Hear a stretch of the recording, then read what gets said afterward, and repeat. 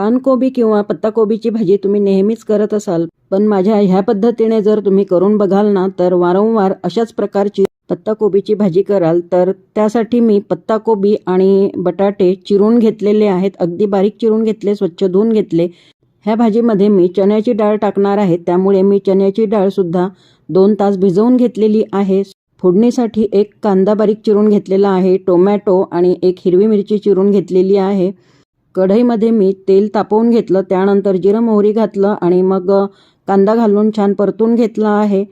आले लसूण पेस्ट घालून परतून घेतलेली आहे। टोमॅटो घातला आणि चवीनुसार मसाले घातले आहे, तिखट, हळद, धणे जिरे पावडर आणि मसाले छान परतून घेतल्यानंतर मग आता त्यामध्ये मी बारीक चिरून घेतलेली पानकोबी, बटाटे आणि भिजवून घेतलेली चण्याची डाळ सुद्धा घातलेली आहे।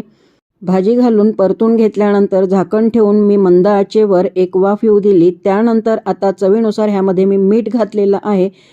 झाकण ठेवून अगदी मंद आचेवर 2 ते 3 मिनिटं पुन्हा ही भाजी मी शिजवून घेतलेली आहे आणि खूप छान अशी ही भाजी तयार झालेली आहे। वरून हिरवी कोथिंबीर घालून घ्यायची। तर आजची ही चणा डाळ घातलेली पत्ताकोबीच्या भाजीची रेसिपी कशी वाटली मला नक्की सांगा, लाईक करा।